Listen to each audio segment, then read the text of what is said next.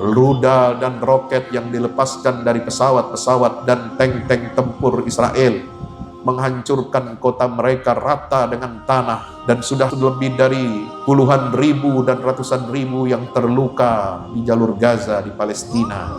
Mereka tidak bisa disuruh keluar, tidak bisa dipaksa untuk mengungsi keluar dari tanah air mereka. Maka Zionis menggunakan senjata terakhir, bukan lagi dengan senjata fisik, tapi dengan melaparkan rakyat Gaza, saudara-saudara kita. Sungguh hina dan nista umat Rasulullah ini, yang jumlahnya 2 miliar, tapi kita tidak sanggup untuk mengalirkan air dan roti kepada mereka. Bukan kita tidak membantu, bantuan kita sudah banyak. Mengantri di perbatasan-perbatasan yang bisa mengalirkan bantuan kemanusiaan dari uang-uang yang kita kumpulkan, saudara.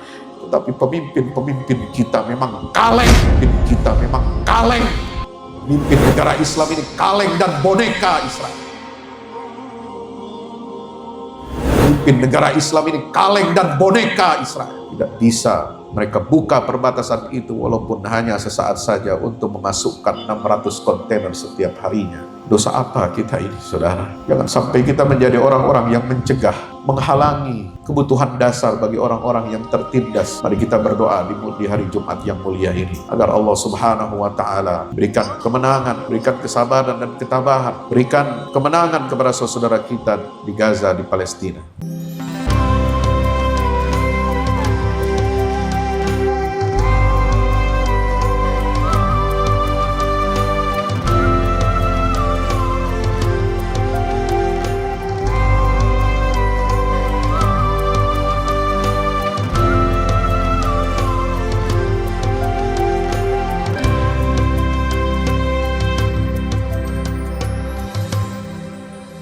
Assalamualaikum warahmatullahi wabarakatuh. Innal hamdalillah nahmaduhu wa nasta'inuhu wa nastaghfiruhu wa nastahdihi wa na'udzu billahi min shururi anfusina wa min sayyiati a'malina. May yahdihillahu fala mudilla lahu wa may yudlil fala hadiya lahu.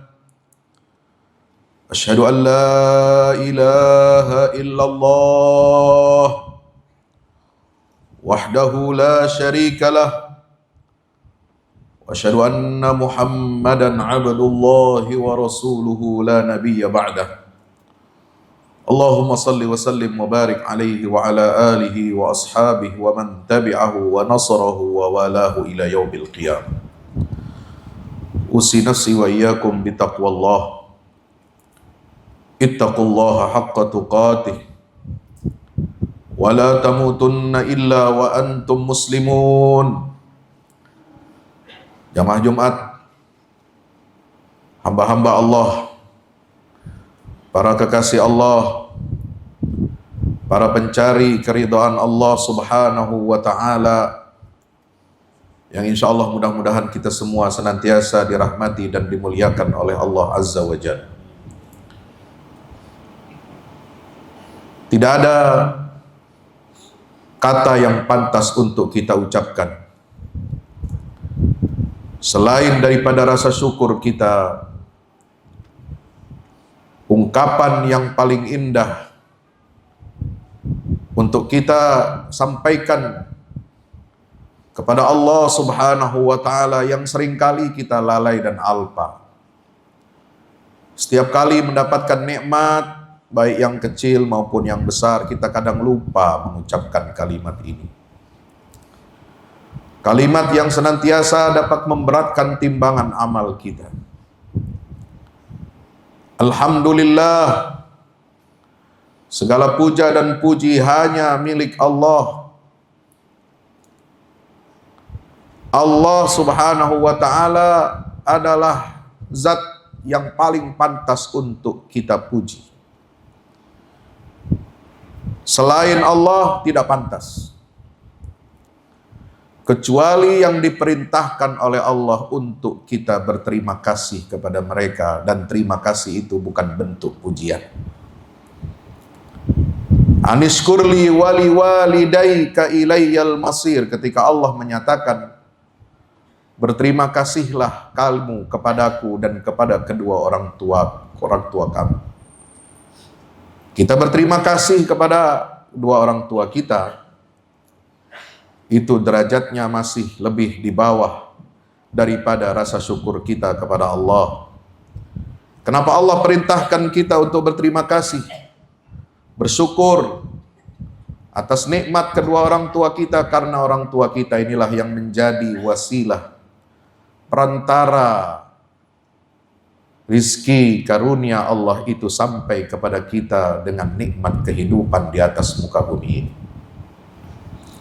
Tetapi tetap Allah Subhanahu wa ta'ala adalah pencipta semuanya, pemberi rizki bagi semuanya, tidak membedakan antara yang mukmin maupun yang kafir, yang bejat sekalipun, yang tidak punya nilai-nilai kemanusiaan sekalipun, masih diberikan kasih sayang dan rahmat Allah Subhanahu wa ta'ala. Tetapi yang membedakan kita dengan mereka, orang-orang yang beriman, kita akan mendapatkan 99 rahmat yang khusus diberikan kepada hambanya yang pandai bersyukur, dan mereka yang beriman kepada Allah dan Rasulnya Sallallahu Alaihi Wasallam. Sementara satu rahmat Allah yang diberikan di dunia ini berlaku untuk semua makhluk. Yang kaya, yang miskin, yang sedang-sedang, semua dapat. Tapi itu hanya satu bagian dari rahmat Allah Azza wa Jalla. 99 untuk siapa? Untuk mereka yang beriman dan bertakwa kepada Allah nanti di yaumil qiyamah. Masyarul muslimin dimakan Allah, mari kita bersalawat salam kepada baginda Rasul Sallallahu Alaihi Wasallam. Karena dengan diutusnya beliau ke alam dunia ini, membawa risalah wahyu yang terakhir, maka terbuka lebarlah jalan kebaikan untuk kita semua. Terbukalah siratal mustaqim, jalan yang lurus, yang kita diperintahkan oleh Allah Azza wa Jal untuk menempuh jalan itu, yaitu jalannya para nabi, para siddiqin, syuhada dan salihin. Dan nikmat terbesar yang Allah berikan kepada kita adalah nikmat diutusnya Nabi kita Muhammad SAW, yang menjadi pembuka seluruh kebaikan-kebaikan yang kita terima hari ini. Masyarul muslimin dirahmati Allah, mari kita renungi firman Allah Azza wa Jal, surat pendek di dalam Al-Quran. Surat pendek yang ada dalam Al-Quran ini turun pada periode Makkiyah. Turun, kalau melihat kronologi turunnya surat ini, dia turun setelah surah Al-Hakumut Takatsur dan sebelum turunnya surah Al-Kafirun. Demikian kata para ahli Al-Quran. Tapi kalau melihat di dalam mushaf, tata letaknya, urutannya, surah ini ada setelah surat Quraisy dan sebelum surah Al-Kautsar. Surat apa? Yaitu surah Al-Ma'un. Al-Ma'un itu artinya adalah bantuan. Tapi bukan sekedar bantuan. Dia adalah hak-hak dasar bagi setiap hamba Allah, manusia yang memiliki hak untuk hidup. Hak untuk hidup itu harus berdiri tegak di atas hak-hak dasar yang paling dasar, yang paling sederhana, yaitu bisa makan, bisa minum. Dan dengan itu dia bisa menegakkan tubuhnya untuk bisa beraktivitas, berkegiatan dan mencari ma'isyah, rizki dari Allah Azza wa Jalla. Kalau kita lihat tafsir para alim ulama, para ahli Al-Quran, Al-Ma'un ini biasa dimaknai sebagai al-hibah awil ariyah kal ina wad dalwi wal fa's.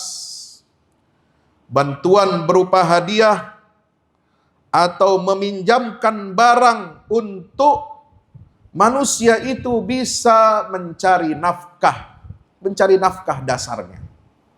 Seperti apa? Meminjamkan bejana, meminjamkan adalu, ya, ember, wal fa's, dan kapak. Kapak untuk mencari kayu bakar, untuk memotong pohon, ember untuk mengambil air di sumur, dan bejana untuk memasak atau menanak nasi. Inilah benda-benda yang paling dasar yang harus ada dalam rumah tangga kita, di dapur kita. Tanpa ketiga hal ini, sebagaimana digambarkan, disimbolkan oleh para mufassirin, maka tidak ada yang namanya kehidupan paling dasar bagi umat manusia. Kita tidak sedang bicara tentang kehidupan orang-orang yang mampu, yang bahkan untuk memasak saja sudah tidak lagi menggunakan kayu bakar, bahkan gas, tetapi sudah memakai listrik. Kita tidak lagi berbicara tentang kehidupan orang-orang di kampung, di pedesaan yang mengambil air dengan timba, dan tidak lagi mencari penghasilan dengan menjual kayu untuk menjadi bahan bakar di rumah tangga. Tetapi sekarang itu maknanya berkembang menjadi perkembangan yang begitu luar biasa, mengikuti irama dan dinamika kehidupan sosial umat manusia, baik di pedesaan maupun di perkotaan. Kenapa Allah Subhanahu wa taala menamai surat ini dengan Al-Ma'un? Bantuan dasar agar manusia bisa hidup, kemudian dia bisa beribadah kepada Allah. Maka ayat sebelumnya surah Quraisy itu menyatakan apa? Falyabudu rabb hadzal bait alladzi at'amahum min ju' wa amanahum min khauf. Kebutuhan dasar manusia adalah menyembah Allah. Tetapi bukan hanya ibadah. Tapi kalau perutnya kelaparan, dia tidak akan khusyuk beribadah. Ibadah, tapi hatinya gelisah. Masa depan anak-anaknya tidak jelas. Tidak bisa dia mencari makan sebagai orang tua, memberi nafkah untuk anak-anaknya. Maka ibadah pun tidak akan khusyuk, saudara. Maka Allah Subhanahu wa taala begitu indahnya menyatukan tauhid, penghambaan kita kepada Allah dimaknai falyabudu rabb hadzal bait. Siapa Allah pemilik Ka'bah dan Baitullah itu? Dia adalah alladzi at'amahum min ju'. Definisi tentang Allah begitu sederhana di dalam Al-Qur'an. Bukan seperti sekarang kita bahas akidah, ilmu kalam. Wah, mengawang-awang pakai filsafat filsafat ini. Tuhan di mana kita perdebatkan. Tuhan bertempat atau tidak, punya letak, arah atau tidak. Perdebatan yang kosong teologis dan tidak ada makna. Tuhan dalam pandangan agama, dalam pandangan Al-Quran sangat jelas, ternyata real di depan kita.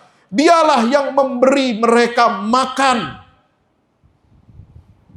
membebaskan manusia dari rasa lapar, wa amanahum min khauf, dan memberikan mereka rasa aman dari ketakutan. Itulah konsep teologi, konsep tentang Allah Azza wa Jalla. Setelah Allah Subhanahu wa taala menggambarkan bagaimana dirinya bisa bisa dirasakan dalam hati setiap manusia, makhluknya, hambanya, maka Allah Subhanahu wa taala masuk dengan surah Al-Ma'un ini, menyapa dan menegur, menggedor hati kita sebagai umat manusia, menyadarkan kita bahwa agama bukanlah sebuah rangkaian ritual kosong tanpa makna. Agama bukan hanya untuk kepentingan Tuhan kita menyembah, tetapi agama juga harus peduli kepada lingkungan sosial kita berada. Ara'aital ladzi yukadzibu bid-din. Tidakkah kau melihat? Tidakkah engkau perhatikan siapa orang yang mendustakan agama? Ara'aital ladzi yukadzibu bid-din. Apa jawab Allah Subhanahu wa taala? Fadzalikal ladzi yad'ul yatim wala yahuddu ala ta'amil miskin.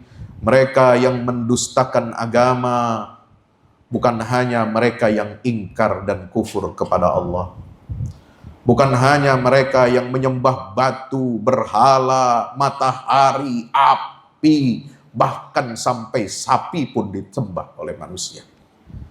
Bukan hanya itu yang mendustakan agama. Yang mendustakan agama adalah lagi-lagi Allah menggambarkan sama persis seperti di surat Quraisy sebelumnya. Yang mendustakan agama adalah mereka yang tidak mendorong untuk atau yang membiarkan menelantarkan anak-anak yatim. Dan tidak mendorong, tidak memotivasi dirinya dan lingkungannya untuk memberi makan orang-orang miskin. Inilah kedustaan agama. Agama tidak bisa dipisahkan dari kehidupan sosial, saudara. Agama kita ini, kata Nabi SAW, adalah ad-din al-mu'amalah. Agama itu adalah intinya muamalah kita dengan sesama.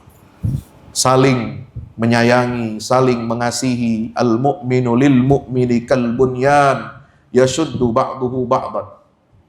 Orang beriman itu dengan mukmin yang lain seperti bangunan yang kokoh. Dia akan mengokohkan dan menguatkan satu dengan yang lainnya. Nabi SAW juga bersabda, bukanlah orang beriman di antara kalian kalau ada di malam hari orang itu tertidur dalam keadaan kenyang perutnya sementara tetangganya kelaparan. Agama bukan hanya, atau Allah bukan hanya kita cari ridhonya dengan sujud kita, saudara. Allah tidak kita cari ridhonya hanya dengan sholat. Tidak hanya dengan zikir banyak-banyak. Tidak hanya dengan baca Quran, puasa, sunnah, Senin, Kemis. Allah meminta kita untuk mencari ridhonya dengan peduli kepada anak-anak yatim. Tidak menelantarkan mereka. Dan tidak membiarkan orang-orang miskin mati kelaparan. Itulah substansi agama kita, saudara.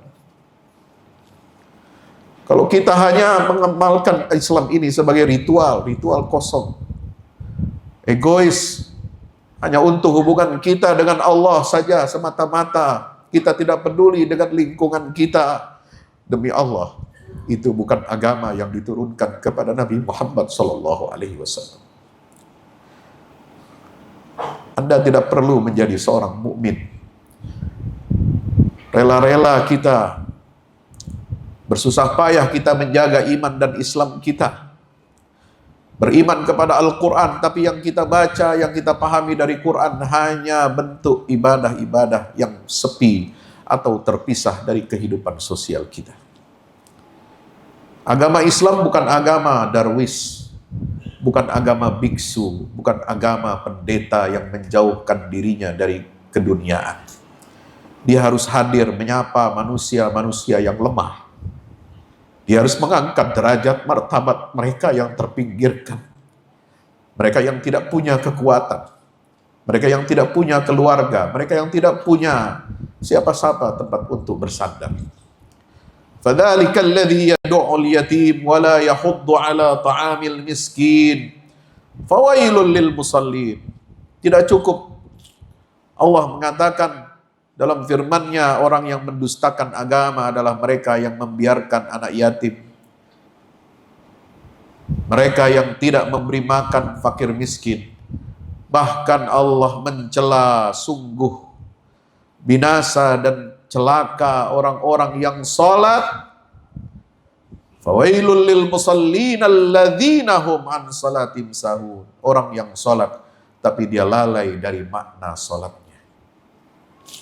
Sholatnya hanya dia lakukan hanya untuk lepas dari kewajiban, hanya untuk memperhatikan ucapan dan gerakan ritualnya sesuai dengan rukun dan kewajibannya saja, tapi kosong hampa dari makna spiritual.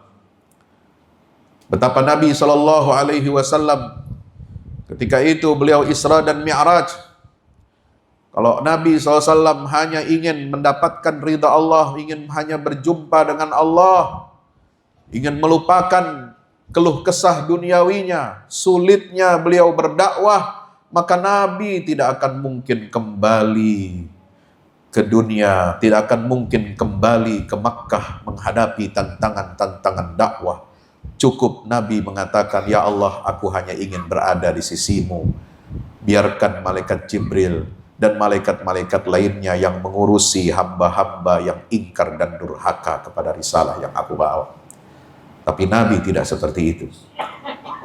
Muhammad SAW bukan orang yang egois.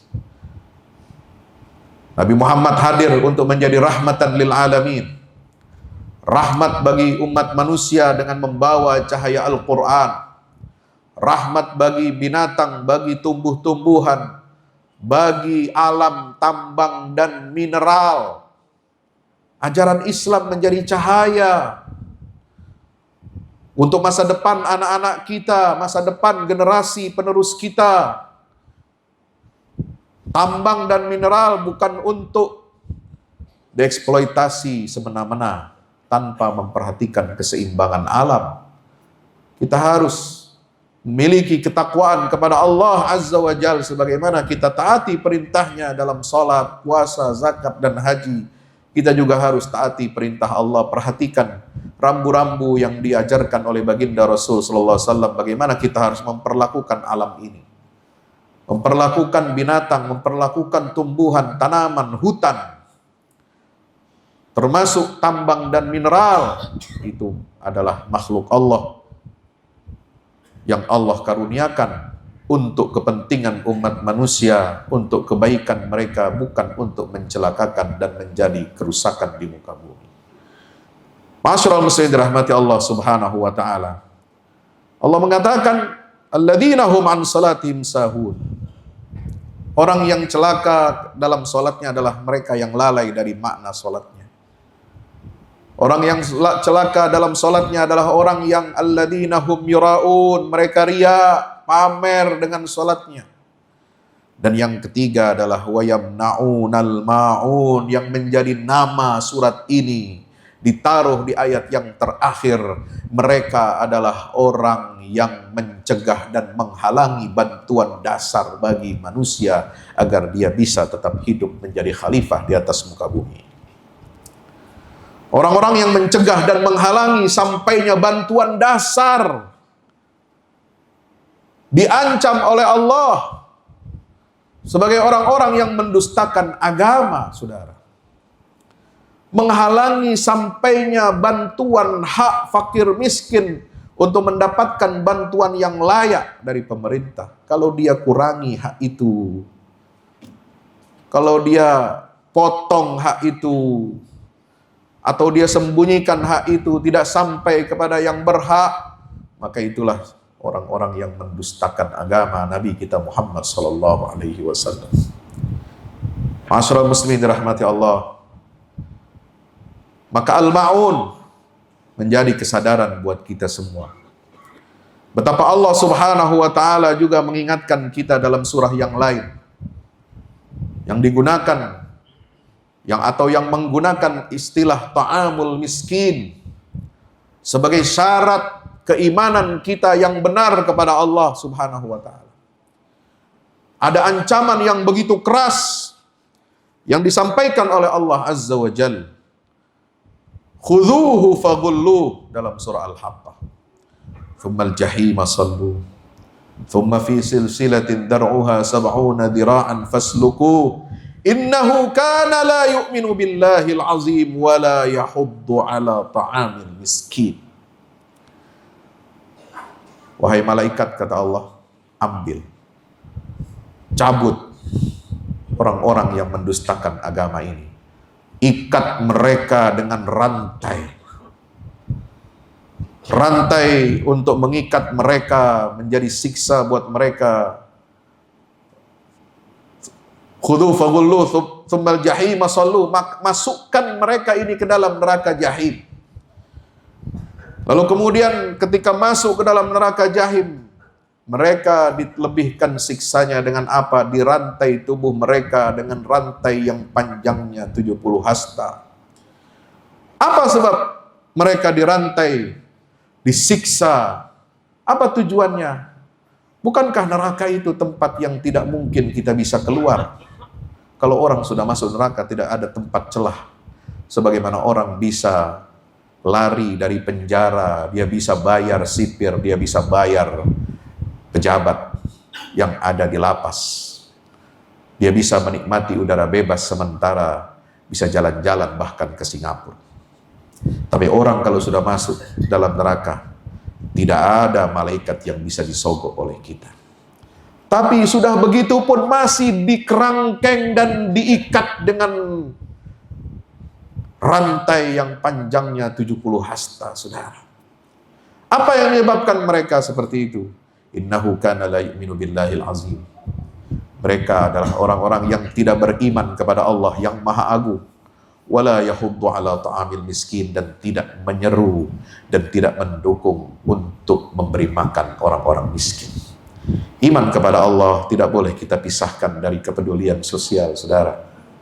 Iman kepada Allah adalah hal yang sangat agung, sangat mewah dan istimewa. Tetapi iman kepada Allah itu bukan sesuatu yang jauh mengawang-awang di angkasa dan tidak menyentuh bumi untuk kemaslahatan dan kebaikan manusia yang ada di sekeliling kita. Dan Gaza hari ini, ketika saudara-saudara kita di Palestina, mereka menghadapi kelaparan yang luar biasa, ketika moncong senjata, rudal dan roket yang dilepaskan dari pesawat-pesawat dan tank-tank tempur Israel menghancurkan kota mereka rata dengan tanah, dan sudah lebih dari puluhan ribu dan ratusan ribu yang terluka di jalur Gaza di Palestina.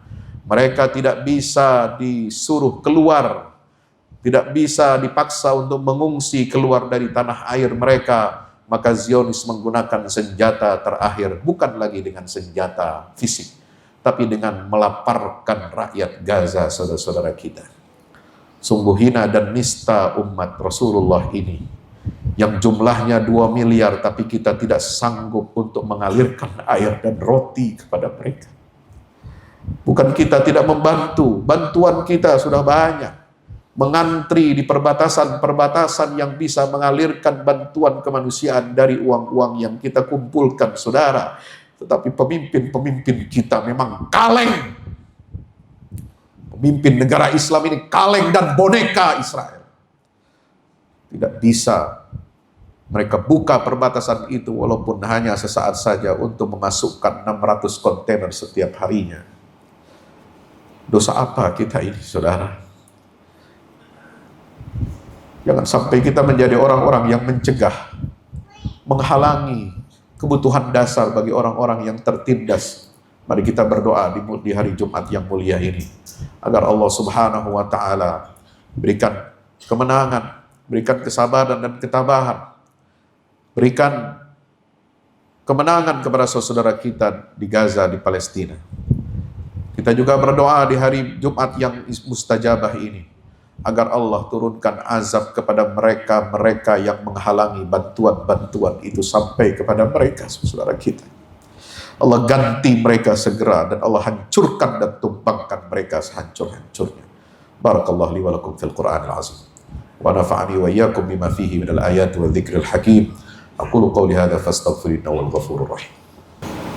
Alhamdulillahi wahdah, sadaqa wa'dah, wa nasara 'abdah. وعز جنده وهزم الأحزاب وحده أشهد أن لا إله إلا الله وحده لا شريك له وأشهد أن محمدا عبده ورسوله لا نبي بعده اللهم صل على محمد وعلى آل محمد الصلاة والسلام عليك يا رسول الله عباد الله أوصي نفسي وإياكم بتقوى الله اتقوا الله حق تقاته ولا تموتن إلا وأنتم مسلمون يعلم أن الله أمركم بأمر بدأ فيه بنفسه وثنى بملائكة المسبحة بقدسه فقال تعالى إن الله وملائكته يصلون على النبي يا أيها الذين آمنوا صلوا عليه وسلموا تسليما اللهم صل على محمد وعلى آل محمد اللهم اغفر للمسلمين والمسلمات والمؤمنين والمؤمنات الأحياء منهم والأموات إنك يا ربنا سميع قريب مجيب الدعوات اللهم انصر الإسلام وعز المسلمين وعلي بفضلك كلمة الحق والدين اللهم انصر إخواننا المجاهدين في فلسطين وفي غزة وفي كل مكان من بقاع الأرض يا رب العالمين اللهم يا منزل الكتاب مجري السحاب هازم الأحزاب انصرهم وانصرنا على أعدائك أعداء الدين برحمتك يا أرحم الراحمين اللهم أرنا الحق حقا وارزقنا اتباعه وأرنا الباطل باطلا وارزقنا اجتنابه ربنا ظلمنا أنفسنا وإن لم تغفر لنا وترحمنا لنكونن من الخاسرين ربنا تقبل منا إنك أنت السميع العليم وتب علينا إنك أنت التواب الرحيم ربنا آتنا في الدنيا حسنة وفي الآخرة حسنة وقنا عذاب النار وادخلنا الجنة مع الأبرار يا عزيز يا غفار يا رب العالمين وصلى الله على نبينا محمد وعلى آله وصحبه وسلم والحمد لله رب العالمين.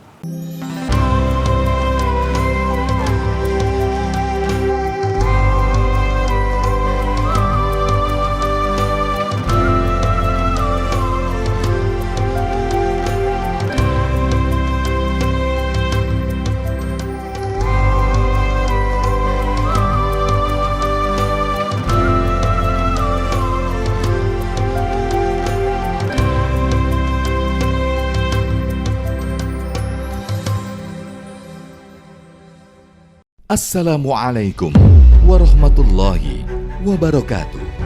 Yang terbaru dari Al-Fahmu Institute, buku petunjuk manusia pilihan, karya Ustadz Fahmi Salim. Dari keseluruhan jumlah ayat-ayat Al-Quran, sekitar sepertiganya adalah berupa kisah-kisah. Hal ini menjadi dalil yang sangat jelas tentang pentingnya sebuah kisah. Andaikan kisah ini tidak penting, tidak mungkin menempati porsi yang banyak di dalam Al-Quran ini. Kisah Al-Quran mempunyai keistimewaan yang membedakan dengan kisah-kisah lainnya, seperti kisah sejarah ataupun fiksi. Sesungguhnya, kisah-kisah Al-Quran sumbernya adalah Al-Quran itu sendiri. Kisah Al-Quran adalah kisah yang mempunyai target, yaitu target agama dan akhlak. Sesungguhnya sumber yang menjadi rujukan asal kejadian-kejadian di dalam kisah-kisah Al-Quran dan para tokohnya adalah berasal dari alam dunia dan sejarahnya. Kisah Al-Quran adalah kisah nyata yang tidak ada khayalan atau fiksi di dalamnya. Tidak ada kepalsuan dan tidak ada mitos, serta tidak ada kode tertentu. Ini dikarenakan kandungan kebenaran yang terdapat di dalam sebuah kisah Al-Quran mengenai alam semesta dan tabiat jiwa manusia, serta kisah-kisah umat manusia semuanya itu adalah kebenaran yang valid, baik secara keilmuan maupun sejarahnya. Objek dari kisah Al-Quran adalah manusia. Karena manusia merupakan tujuan utama dari adanya sebuah risalah, perintah dan larangan secara umum. Manusia itu adalah penerus dan penerima apa-apa yang terdapat di dalam Al-Quran. Kisah Al-Quran itu bukan hanya pemaparan tentang kebenaran sebuah sejarah saja, melainkan juga ada, terutama berfokus kepada sisi ibrah atau pelajarannya. Sungguh, Al-Quran diakui tidak hanya mukjizat dari segi sumber keilahiannya atau sisi kesastraannya yang indah, informasi ilmiah sainsnya yang tepat, informasi kabar gaib terdahulu dan yang akan datang, dan aspek syariatnya saja. Mukjizat Al-Quran juga berupa solusi-solusi praktis masalah kehidupan, seperti tergambarkan dalam kisah-kisah petunjuk manusia pilihan yang menjadi utusan-utusan Allah. Petunjuk manusia pilihan sudah seharusnya menjadi pemandu dan penerang jalan agar Indonesia dan dunia keseluruhan segera terentaskan keluar dari berbagai kegelapan hidup menuju cahaya peradaban yang unggul gemilang, bersendikan tauhid yang kokoh sepanjang masa. Dikemas dengan tuturan yang mengalir, bercerita tanpa menggurui, petunjuk manusia pilihan bisa menjadi khasanah di setiap keluarga, untuk memetik pelajaran dari kisah-kisah manusia terdahulu, dan pelajaran itu berkaitan erat dengan kehidupan kita masa sekarang. Dapatkan segera. Wassalamualaikum warahmatullahi wabarakatuh. Yang terbaru dari Al-Fahmu Institute mempersembahkan buku Kronik Perlawanan Palestina karya Muhammad Ilhami, peneliti sejarah Arab terkemuka. Buku ini menyajikan ringkasan sejarah Palestina modern dan kontemporer, mulai dari kemunculan gagasan kembalinya Yahudi ke Palestina hingga momen meletusnya badai Al-Aqsa pada 7 Oktober 2023, sebuah peristiwa besar yang hingga kini belum berakhir. Pembahasan dalam buku ini mencakup akar-akar ideologi Zionisme, kondisi yang melingkupi berdirinya gerakan Zionis oleh Herzl, alasan di balik keberhasilannya yang tidak mampu dicapai oleh para pendahulunya, serta bagaimana situasi masyarakat Palestina di akhir era Kekaisaran Utsmaniyah. Selain itu, dijelaskan pula bagaimana dunia barat berhasil menanamkan benih Zionisme yang jahat dan asing di tanah suci ini, dan mengapa bangsa Arab beserta dunia Islam di belakangnya tidak mampu mencegah penanaman benih tersebut, apalagi menghentikan pertumbuhannya yang tampak aneh, cepat, bahkan melesat seperti roket. Buku ini juga mengulas lahirnya perlawanan rakyat Palestina, tahapan perkembangannya, faktor-faktor yang mempengaruhi kekuatannya, serta momen-momen penting yang menentukan kemajuannya atau kemundurannya. Buku ini menjelaskan mengapa pada masa tertentu gerakan-gerakan non-Islam lebih menonjol dibandingkan gerakan-gerakan Islam, dan bagaimana gerakan Islam kemudian mengambil alih peran tersebut. Gerakan Islam inilah yang memimpin pembebasan wilayah pertama di Palestina, yakni Jalur Gaza, sebuah wilayah yang telah melalui 5 pertempuran besar sebelum akhirnya mengejutkan Israel dan dunia dengan melancarkan serangan luas terhadap Israel. Buku ini diakhiri dengan sejumlah kesimpulan pemikiran dan politik yang diambil dari sejarah kronik perlawanan Palestina. Dapatkan sekarang juga. Hubungi segera admin order buku-buku pilihan di www.fahamalquran.com atau WhatsApp 0877 7063 7192. Al-Fahmu Institute, bahagiakan Indonesia dengan dakwah Al-Quran. Baitul Maqdis Institute, ilmu memimpin pembebasan Masjid Al